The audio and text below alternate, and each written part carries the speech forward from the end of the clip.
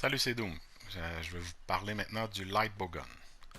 Lightbowgun est une arme qui permet de tirer à distance tout en conservant une bonne mobilité, une bonne évasion. C'est une arme qui fait un dommage assez constant. C'est pas celle qui fait le plus de DPS, mais c'est quand même très raisonnable là, le dommage que tu peux faire. Donc, pour l'utiliser, c'est simple. On vise avec L2, on tire avec R2. Toutes les Lightbowguns, à l'exception de 1, ont le même power, c'est-à-dire que quand on pèse rond, on place des mines, comme ça. Donc quand le monstre est stun, on peut placer nos mines.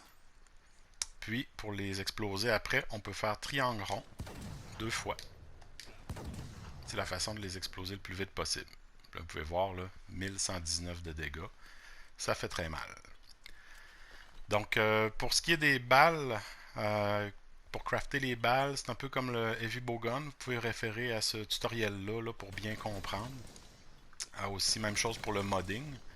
Moi, je vais vous parler de 3 types de light bowgun.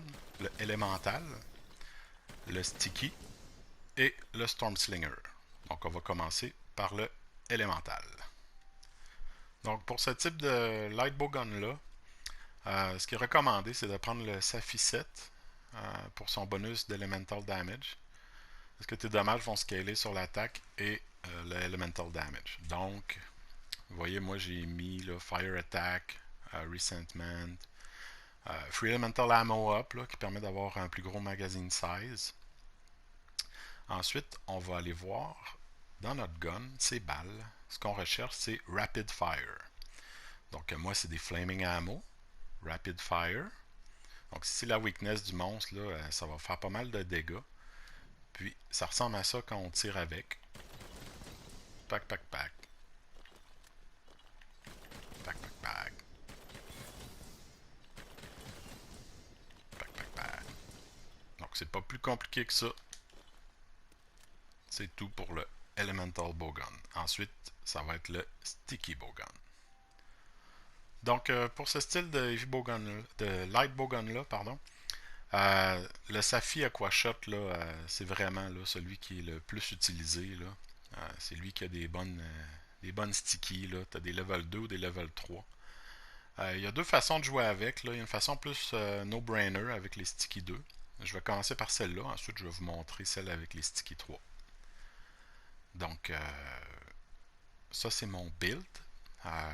Ça ressemble beaucoup à un build de Heavy Bowgun sticky, sauf que tu n'auras pas de guard à mettre dessus. Fait que tu mets beaucoup d'attaques, comme vous pouvez voir. J'ai mis beaucoup d'attaques, du slugger. Et toutes les skills que vous voyez là sont pratiques. Ensuite,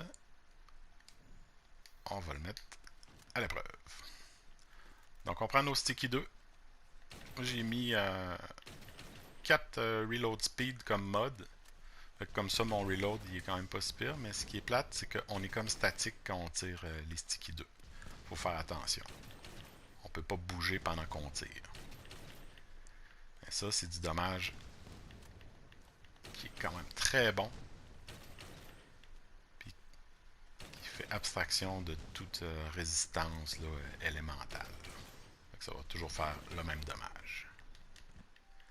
Maintenant, je vais vous montrer comment jouer avec le même Aquashot, mais les Sticky Ammo 3. Donc, pour jouer avec ça, ça va te prendre du Evade Reload, puis du Recoil Suppressor comme mode sur ton gun. Evade Reload, c'est nouveau avec Iceborne. Je vais vous expliquer comment ça marche. Donc, on prend nos Sticky 3, on tire, puis quand on vient tout juste de tirer une balle, on fait XX. XX. Là, vous voyez, il y a comme un petit reload rapide. XX. Si on attend trop longtemps, on va faire une roulade, puis on va arriver pour reloader, puis donc c'est un petit peu plus touché, mais quand on s'habitue, ça marche très bien. XX.